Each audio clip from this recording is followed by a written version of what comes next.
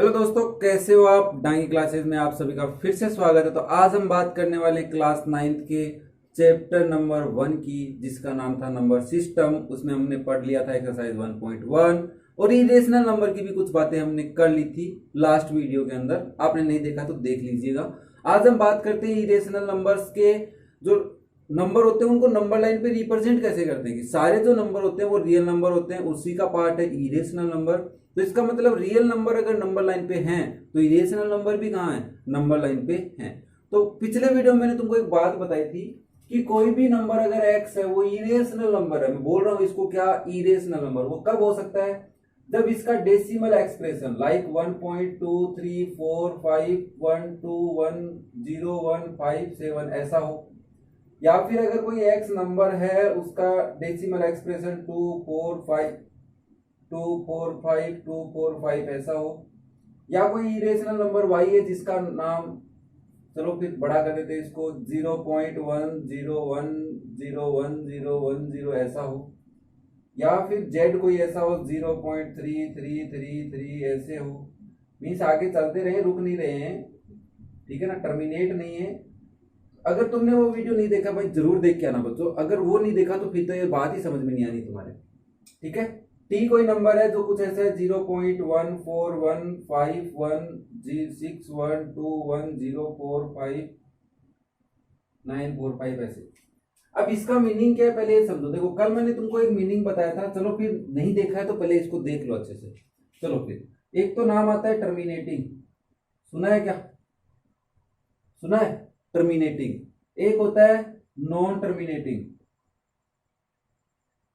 और इन्हीं के साथ एक नाम रहते हैं repeating and note non repeating.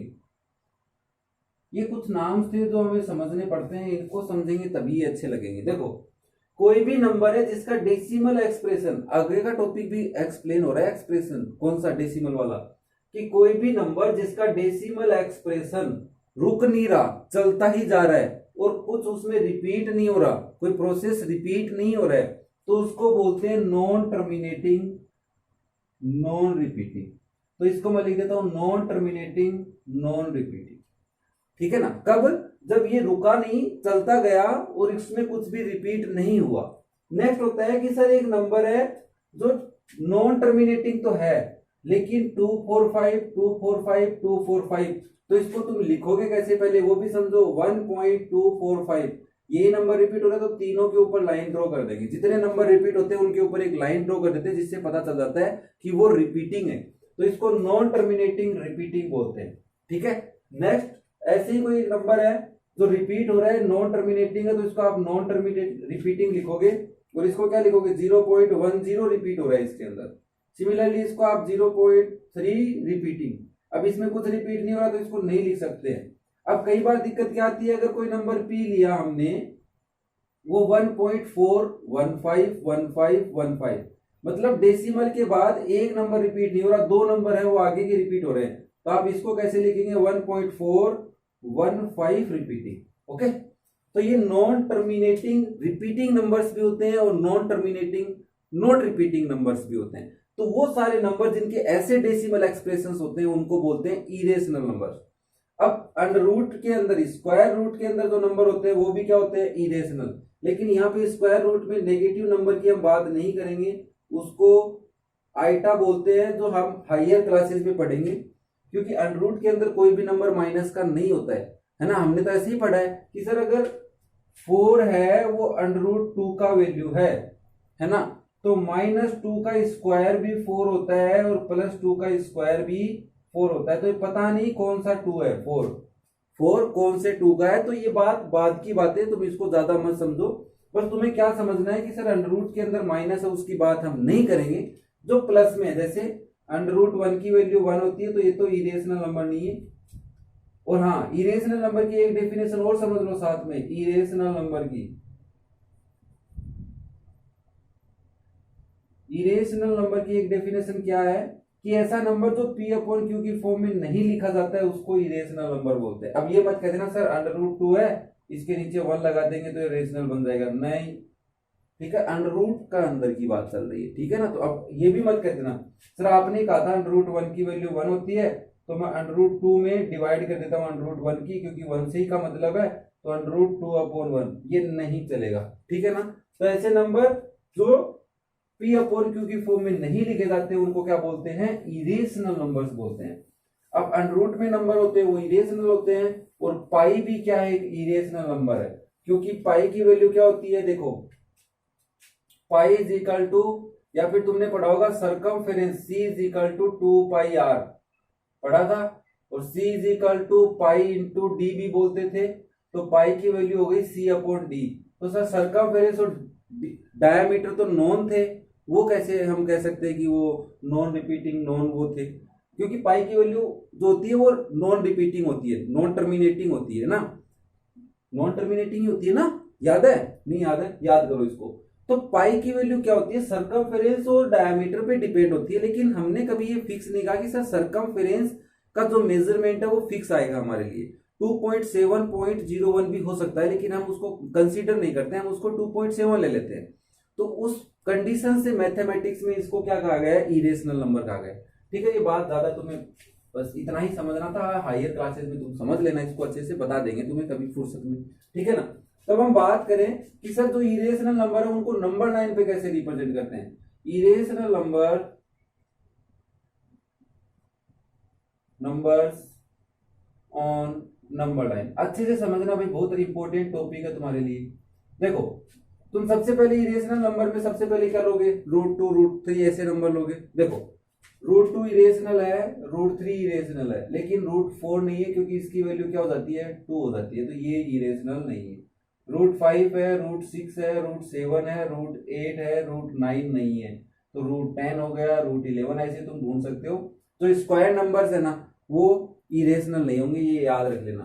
तो इनको कैसे रिप्रेजेंट करते हैं, देखो तुमने पाइथागोरस थ्योरम पढ़ी है क्या, कभी पढ़ी होगी ना अच्छे से। पाइथागोरस थ्योरम क्या होती है कि कोई भी राइट एंगल ट्राइंगल में अगर ये ट्राइंगल का बेस है और ये अगर हाइट है, जिसको हम परपेंडिकुलर भी बोलते हैं कभी ना कभी, और ये हमारी हाइपोटेन्यूज एच है, तो इसमें एक थ्योरम थी कि हाइपोटेन्यूज स्क्वायर किसके इक्वल होता है, base square plus perpendicular square या हाइट स्क्वायर के, होता है कि नहीं होता। अब तुम्हें लाना है √2, तो तुम सोचो कि सर h की वैल्यू में अगर √2 लानी है, तो h की वैल्यू √2 मतलब h उधर भेज देते, तो h is equal to √b² plus p²। अब इन दोनों की जगह क्या पुट करें कि 2 ही आंसर आए अंदर, तो तुम कहोगे b की वैल्यू 1 ले लो और p की वैल्यू 1 ले लो, तो √2 हो जाएगा, क्योंकि 1 का स्क्वायर 1 होता है, p का स्क्वायर 1 का स्क्वायर वापस से 1 हो गया, तो √2 आ गया। तो हम इस ट्राइंगल की हेल्प से √2 को नंबर लाइन पे रिप्रेजेंट करेंगे, तुम्हें क्या क्या करना है समझना। अब तुम कहोगे सर मुझे √3 को रिप्रेजेंट करना है, समझ रहे हो बात को, √3 को रिप्रेजेंट करना है, तो तुम कहोगे सर p की वैल्यू और b की वैल्यू क्या ले, तो मान लो तुमने b की वैल्यू 1 ले ली, तो ये किसका स्क्वायर हो कि आंसर आए 2, क्योंकि 2 + 1 3 होंगे तभी √ में आएंगे h में। यह सुनो, समझने बात समझो पहले, b² प्लस p² होता है, तुमने 1 स्क्वायर तो ले लिया जो 1 हो गया, अब किसका स्क्वायर लो कि 2 आए, सोच के देखो, तो तुम कहोगे √2 का स्क्वायर 2 होता है, तो हमें √3 रिप्रेजेंट करने के लिए √2 चाहिएगा, तो बता दूंगा कैसे चाहिएगा। ऐसे कोई नंबर तुम्हें √5 रिप्रेजेंट करना है, तो तुम उसको क्या लिख सकते हो, √4 + 1, तो क्या लिखोगे, √2 का स्क्वायर प्लस 1 का स्क्वायर। तो यहां पे हमें पता चल गया या तो बेस 2 होगा और या परपेंडिकुलर 1, या परपेंडिकुलर 2 होगा या फिर बेस 1, मतलब 2 पार्ट में सेपरेट कर लेंगे। जैसे √6 को तुमने करने की सोची, तो तुमने लिखा √4 + 2 6 होता है, 3 + 3 भी ले लेंगे, कोई भी दिक्कत नहीं है, लेकिन 3 लाना मुश्किल है तुम्हारे लिए, √3 थोड़ी डिफिकल्ट हो जाएगी, तो तुम इसमें क्या लिखोगे, 2 का स्क्वायर प्लस √2 का स्क्वायर, तो ये हो गया 2, या तो p की वैल्यू 2 है या b की वैल्यू √2 है। तो ऐसा कुछ कॉन्सेप्ट हम लगा के, है ना, तुम्हारे तो वैसे एग्जांपल में क्वेश्चन में √5 ही है, पर समझा देता हूं, क्या पता तुम्हारे काम आ जाए, बेसिक सी बात है। तो इस तरीके से हम इस पाइथागोरस थ्योरम की हेल्प से, राइट एंगल की ट्राइंगल की हेल्प से नंबर लाइन पे इरेशनल नंबर्स को रिप्रेजेंट करेंगे। देखो सबसे पहले तुम्हें क्या करना है, ये मिटा रहा हूं मैं, पाइथागोरस थ्योरम सब बात तुम्हें समझा दी है। √2 को रिप्रेजेंट करना सीखते हैं। देखो हमने अभी पढ़ा कि ये हमारी नंबर लाइन है, ये हमारी नंबर लाइन है, 0 है, ये 1 है, ये 2 है, यहां पे ले लेते 3 और ये 4 है। तो सबसे पहले तुम्हें क्या करना है, तुम्हें पता है कि सर h की वैल्यू √2 लानी है, तो सबसे पहले तुमने इसको 1 यूनिट है कि नहीं, और इसी पे एक परपेंडिकुलर ड्रॉ कर दिया जो कितना लंबा किया तुमने 1 का ही, ये भी 1 है और ये भी 1 है, इसको हटा देते हैं एक बार, यहाँ पे छोटा सा लिख देते हैं 1, दोनों की दूरी 1 है। तो मुझे बताओ राइट एंगल ट्राइंगल है, इसको ज्वाइन कर लेंगे तो राइट एंगल ट्राइंगल हो जाएगा क्या, यस। तो यहां से हमने ये वैल्यू निकाली √2 की। अब ये कंपास से तुम क्या करोगे, यहां से यहां तक की मेजर करोगे तो कोई सर्किल का सेंटर ये है और ये सर्किल की सरकमफ्रेंस पे पॉइंट है, तो एक सर्किल ड्रॉ करोगे तो नंबर लाइन को जहां कट करेगा वो वैल्यू क्या हो जाएगी, यस √2 की वैल्यू। तो यहाँ पे कहीं 1 और 2 के बीच में क्या हो जाएगा √2। अब तुम्हें √3 लाना है, तो तुम्हें पता है 2 का स्क्वायर तो नहीं होता 4 होता है, तो √2 का स्क्वायर 2 होता है, तो तुम्हें √2 चाहिए, तो ये √2 तुम्हारे पास पहले से है। तुम क्या करो, यहाँ पे एक 90 डिग्री का एंगल ड्रॉ कर दो और वो डिस्टेंस कितनी रखो उसकी 1 की, और इससे उसको क्या कर दो ज्वाइन। तो √2 का स्क्वायर प्लस 1, देखो √2 का स्क्वायर प्लस 1 का स्क्वायर और उसका √, तो कितना आया 2 + 1 = √3 हो गया क्या, यस। तो ये वैल्यू कितनी आ गई √3। अब कोई सोचे सर √4 भी तो ला सकता हूं वैसे, यस जरूर ला सकते हो। यहां से कितने डिग्री का एंगल बनाना पड़ेगा, यस 90 डिग्री का एंगल, फिर यहां से ज्वाइन करोगे तो कितना आ जाएगा √4, ऐसे चलते जाओगे तो √5 √6 ऐसे आ जाएंगे तुम्हारे पास। तो ये वाली बातें तो थी हमारी √2 और √3 के लिए, तुम बेसिकली इनको याद रख सकते हो, √4 के लिए भी याद रख सकते हो। तो ऐसे करके हम जैसे जैसे इनको यहाँ से सेंटर लेके और सर्किल की आर्क ड्रॉ करेंगे तो हमारे नंबर लाइन पे वो नंबर की पोजीशन आ जाएगी। तो ये तो बेसिक रिप्रेजेंटेशन हो गई √2 √3 को कैसे रिप्रेजेंट करें। तुम्हारे एग्जांपल्स भी हैं पेज नंबर 7 के ऊपर, √2 को रिप्रेजेंट करना एग्जांपल 3 है, बता दिया मैंने। एग्जांपल 4 में √3 को रिप्रेजेंट करना है, क्लियर हो गया तुम्हारा। बाद में आती है एक्सरसाइज, तो √5 को रिप्रेजेंट करना है, तो आगे यहाँ से 90 डिग्री बनाओगे और फिर √5 लेके आओगे, यहां से आर्क लगाओगे, ऐसे कर लोगे। या फिर तुम डायरेक्ट करना चाहो तो देखो कैसे करते, थोड़ा सा समझा देता हूँ, क्वेश्चन है तुम्हारे, समझ लो। √5 को नंबर लाइन पे रिप्रेजेंट करना है, तो सबसे पहले तुमने एक लाइन ड्रॉ की, यहाँ पे 0 1 2 3 4, तो तुमने सोचा कि सर 0 से लेके 2 तक की एक लाइन ड्रॉ करता हूँ, ये डिस्टेंस कितनी है 2, यहाँ पे कितना कर देता हूँ 1, और ये बन गया मेरा राइट एंगल ट्राइंगल। मैं इसको ज्वाइन करूंगा तो ये मेरी हाइपोटेन्यूज आ जाएगी √5, 2 2 जगह 4 + 1 5 हो जाएगी। अब यहां से मैं एक आर्क ड्रॉ करूंगा, वो कहां जाके मिलेगी √5 पे मिलेगी, यस। तो जिस यहाँ ये मैं फिक्स नहीं बता रहा हूँ, तो थोड़ा आगे पीछे हो गया है। यहाँ से आर्क कट करोगे ना, तो यहाँ से एक आर्क कट करोगे, वो नंबर लाइन पे जहां टच करेगी वही जगह वही पोजीशन √5 की नंबर लाइन पे होगी। तो इस तरीके से तुम √5 को रिप्रेजेंट कर सकते हो। तो चलिए इसी के साथ एक्सरसाइज भी हमारी कंप्लीट हो जाती है आज की। एक्सरसाइज 1.2 उसको भी सोल्व कर ही लेते हैं। क्या कह रहा है एक्सरसाइज 1.2 में, क्वेश्चन नंबर 1 में क्या कह रहा है, बुक हमारे पास ही है, टेंशन नहीं लेना तुम्हें। State whether the following statement are true और false, justify your answer. Every irrational number is a real number, कि सारे इरेशनल नंबर रियल होते हैं, यस। क्यों, क्योंकि इरेशनल खुद पार्ट रियल हुआ है, तो सारे इरेशनल नंबर क्या होने, रियल ही होने। क्यों, why, because irrational is also the part of the real number. Every point on the number line is the form of √m, किस नंबर लाइन पे जितने भी नंबर होते हैं वो √m की फॉर्म में होते हैं। पहली बात सुनना एक बार, where m is a natural number, m क्या है, नेचुरल नंबर। तो ये बात, ये तो ट्रू थी, ये बात ट्रू है क्या, सारे नंबर √m में होते हैं। सर नंबर लाइन पे तो माइनस का भी होता है, लेकिन माइनस तो रूट में नहीं होता, और m क्या नहीं, नेचुरल नंबर नहीं है वहां पे। तो ऐसी बात तो गलत बोल दी इसने, ठीक है। इंटीजर बोलता और अंडररूट में होता तो सोचते थोड़ा सा, क्योंकि अंडररूट माइनस वैल्यू की हमें नहीं पता है, तो हम ये बात क्या बोल देंगे, फॉल्स। पहली कंडीशन क्या कि सर अंडररूट की वैल्यू माइनस में नहीं होती, और m अगर नेचुरल नंबर है तो नेचुरल नंबर नहीं रियल नंबर होते हैं। रियल नंबर में कौन आता है, इंटीजर, माइनस के नंबर भी आते हैं, वो भी होने चाहिए नंबर लाइन पे। तो ये बात क्या हो गई, गलत, ठीक है। तो सारे नंबर रूट एम में नहीं होते हैं, पहली बात बता रहा हूं, समझ ले ये बात को। कैसे समझे कि एम क्या नहीं होना चाहिए था, इंटीजर होना चाहिए था यहाँ पे। Okay, every real number is irrational number, सारे रियल नंबर नहीं, तो कुछ तो रेशनल भी होते हैं, पढ़े हैं हमने कि सर रेशनल नंबर भी इरेशनल नंबर नहीं होते हैं, सारे रेशनल नंबर भी इरेशनल नहीं होते हैं, तो ये बात भी क्या हो गई, फोर्स। तो फर्स्ट के थर्ड का भी fourth. Are the square root of all positive integer is irrational, सारे पॉजिटिव नंबर के स्क्वायर रूट इरेशनल होते हैं? नो, हमने तो अभी पढ़ा रूट 4 का इरेशनल नहीं होता है, रूट 9 का इरेशनल, रूट 25 या फिर रूट 16 भी ले सकते हो, रूट 81 भी ले सकते हो। तो ये सारे नंबर इरेशनल नहीं होते। रूट 169 ले लो, 13 का स्क्वायर है, तो 169 इरेशनल नंबर नहीं है, क्या है, रेशनल नंबर है। ओके, बात समझ में आ रही है कि सारे square number square root numbers नहीं होते हैं।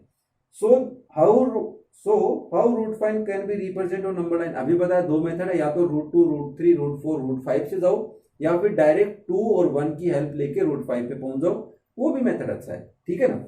नेक्स्ट क्लासरूम एक्टिविटी क्या कह रही है, take a large sheet of paper and construct the square root spiral. Square root spiral जो हमने अभी बनाया था, कौन सा, रूट 2, रूट 3, रूट 5 वाला। देखो सबसे पहले तुमने नंबर लाइन ली, उसके ऊपर देखो ये कह रहा है कि कोई पॉइंट ओ है, उससे P1 वो 1 डिस्टेंस पे है, तो यहां पे तुम 1 का परपेंडिकुलर ड्रॉ करोगे तो ये कितना आएगा, रूट 2।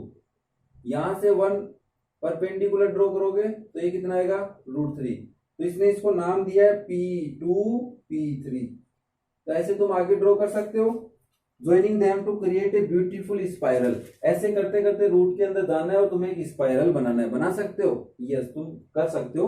कंपास की हेल्प ले लेना और प्रोटेक्टर की हेल्प ले लेना, पेंसिल और स्केल रूलर तो तुम्हें चाहिएगा क्योंकि स्ट्रेट लाइन ड्रॉ करनी है, तो तुम इसकी हेल्प लेके इजीली बना सकते हो। ध्यान रखना पर रूलर से मेजर कर लेना कि 1 की ही खेचे, हम ज्यादा बड़ी नहीं ले, तो कंपास की हेल्प ले लेना, उससे कट लगा लेना। ओके, तो ये तो थी तुम्हारी exercise 1.2। Decimal expression, real number and their decimal expression हमने थोड़ा सा तो पढ़ लिया है, बाकी नेक्स्ट वीडियो में हम डिस्कस कर लेंगे। तो अगली हमारी एक्सरसाइज 1.3 रहेगी और उसके बाद हम बात करेंगे representing real number on number line.